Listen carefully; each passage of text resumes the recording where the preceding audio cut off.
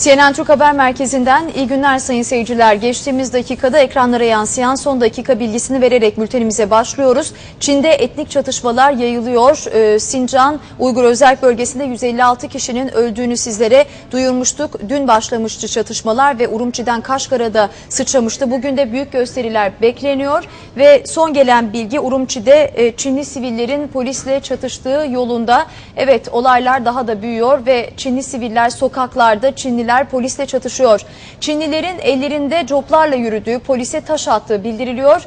Polis grubu dağıtmaya çalışıyor. Pazar gününden bu yana devam eden bu olaylarda yaklaşık 1500 kişi gözaltında, ölü sayısının artmasından endişe ediliyor ve gözaltına alınanların serbest bırakılmasını istiyor göstericiler. Urumçi'den sonra çatışmaların sıçradığı Kaşgar'da da yine olaylar var. Cami çıkışı, gösteri düzenlendi ve polis göstericilere müdahale etti. Çin olaylardan Amerika'da sürgünde yaşayan Uygur kökenli iş kadını Rabia Kadir'in lideri oldu. Dünya Uygur Kongresi'ni sorumlu tuttu. Rabia Kadir ise bu suçlamaları reddediyor ve bölgede bulunan ailesinin sağlığından endişe ettiğini söylüyor. Uluslararası toplum da tepki gösteriyor. Ankara olayların sorumlularının bulunması ve adaletin tecelli etmesini bekliyoruz açıklamasında bulundu.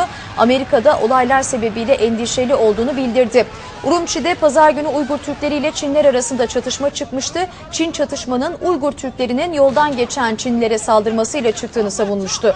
Uygur Türkleri ise bir protesto eyleminin devletin yürüttüğü bir şiddet eylemine dönüştüğünü açıklamıştı.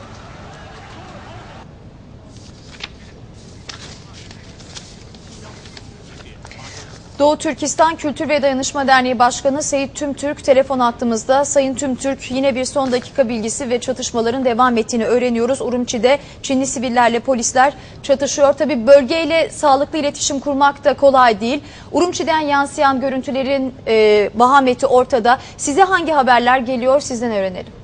Teşekkür ediyorum. Şu anda bugün sabah itibariyle Doğu Türkistan'dan uydu aracılığıyla bağlantı kurduk ve son bilgileri size şu anda aktarıyorum. İki ayrı uydu telefonundan aldığım bilgileri ben arz ediyorum. Şimdi Urumçi'de Beijing-Lu havaalanı yolu üzerinde çok büyük çatışmalar oluyor şu anda. Yine iki ayrı bölgenin ismini ben size söyleyeceğim. Lu Davan ve Kuşhana dediğimiz bölge. Bu üç ayrı bölgede yoğun bir şekilde çatışma oluyor. Çatışmalar tabii ki Doğu Türkistanlı kardeşlerimizin elinde herhangi bir çatışmada kullanılacak bir alet yok. Elinde buldukları taş sopalarla, ama Çinlilerin elinde belki silah olabilir, bilemiyorum. Şimdi burada Çinli güvenlik güçlerininki olayı kontrol edememesi üzerine Senci, Michuen ve Şihenzi, bu dediğimiz üç ayrı şehirden Urumçi'ye doğru askeri ve polis birliklerini kaydırdığı bilgisi az önce elimize ulaştı. Yani olaylar tamamen kontrolden çıkmış durumda. Düne kadar katledilen kardeşlerimizi, yani kardeşlerimizi katleden polis ve askerler artık katliamı engellemeye çalışıyor, fakat %80 Çinli nüfus yoğunluğu olduğu için Doğu Türkistan'ın Urumçi şehrinde %20 azınlıktaki Uygur kardeşlerimiz bazı mahallelerde çok lokal direnişler gösteriyor ve Çinli halkın katliamından şimdi gerçekten güvenlik güçlerinin korumaya yönelik bir girişimi olduğunu bilgisini aldık.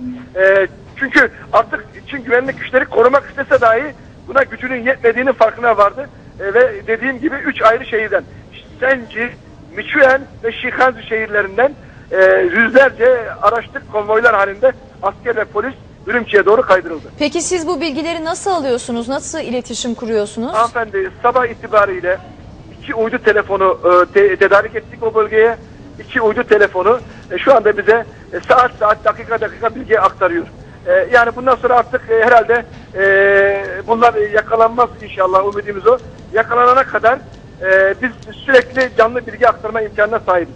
Peki Sayın Tümtürk, çok teşekkür ediyoruz. Sizinle de irtibatı koparmayacağız ve sizin de bu uydu telefonu vasıtasıyla elde etmiş olduğunuz bilgileri izleyicilerimizle paylaşacağız. Teşekkür ediyoruz yayınımıza katıldığınız için. Doğu Türkistan Kültür ve Dayanışma Derneği Başkanı Sayit Tümtürk telefon hattımızdaydı ve edindikleri 2 uydu telefonuyla aldıkları bilgiler doğrultusunda diyor ki çatışmalar daha da bir alevlendi. Özellikle Rudavan, Kuşana ve hava yolu üzerinde ciddi çatışmalar söz konusu ve %80 Çin yoğunluğu var Urumçi'de dedi. %20'lik azınlığın çok zor durumda olduğunu aktardı bizlere. Şu anda Urumçi'de Çinliler Uygur işyerlerine saldırıyor ve polisle de bir çatışma halinde olduğu bilgisini aktaralım sizlere.